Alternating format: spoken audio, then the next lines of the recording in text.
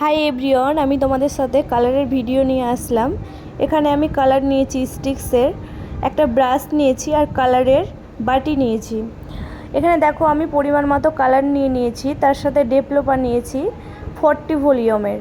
এবার এটাকে কালার যতটা আমরা দিয়েছি তার থেকে 2 ডবল ডেভেলপার দিয়েছি, দিয়ে আমরা ব্রাশের সাহায্যে ভালো করে মিক্স করে নিচ্ছি, কারণ এটা ভালো করে মিক্স না করলে আমাদের কালার পারফেক্টলি আসবে না।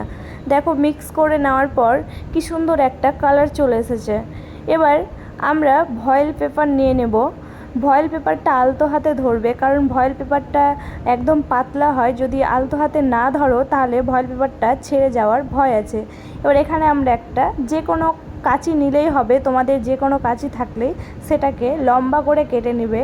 এখানে আমরা করব হাইলাইট কালার, তার জন্য আমরা অল্প করে কেটে নিলাম।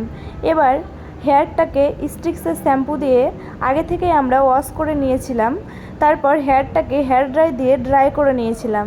নেওয়ার পর মাঝখানে একটা সেকশন করে নিয়েছিলাম। এটা আমার ক্লাসের ডেমো ছিল, তাই আমার স্টুডেন্টরাই প্র্যাকটিস করছিল, তার জন্য অল্প হেয়ারে প্র্যাকটিস করছিল। এর আগে ওদের দেখানো হয়েছিল, আর আমি তো ছিলামই ওদের সাথে বোঝানোর জন্য বা দেখানোর জন্য। ওরা খুব সুন্দর কাজ করছিল, তোমরা ভিডিওটা দেখলে হয়তো বুঝতেই পারবে। দেখো এখানে একটা পার্পল টাইপের কালার চলে এসেছে।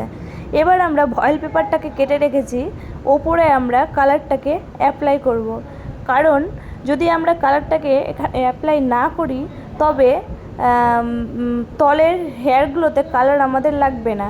দেখো আমরা হেয়ারটাকে নিয়ে ভয়েল পেপারটা দিয়ে ওপর থেকে আলতো হাতে কালারটা দিচ্ছি।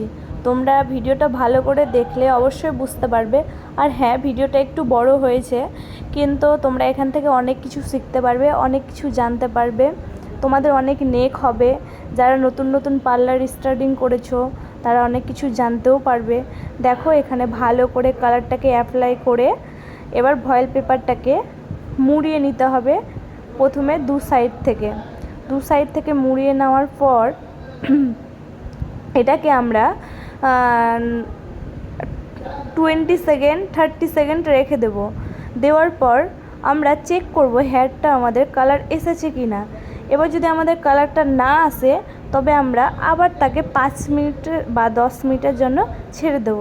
আবার খুলে দেখব কালারটা এসেছে কি না। তোমরা এটা একদম মাথায় রাখবে, বেশিক্ষণ হেয়ার যদি কালারটা রেখে দাও চুলটা ড্যামেজ হওয়ার ভয় থাকে। 40 সেকেন্ড বা 45 সেকেন্ড আমরা রাখতে পারি হেয়ারে। অনেকের হেয়ারে কালার ঠিকঠাক মতো হেয়ার ড্যামেজ হয়ে যাওয়ায় কালার ঠিকঠাক আসে না, বা যারা অলরেডি আগে থেকে কালার করেছে তাদেরও কালার আসতে একটু সময় লাগে। দেখো কালারটা চলে এসেছে। এবার আমরা ওয়াশ করে নিয়ে ড্রাই করে তোমাদের দেখাচ্ছি।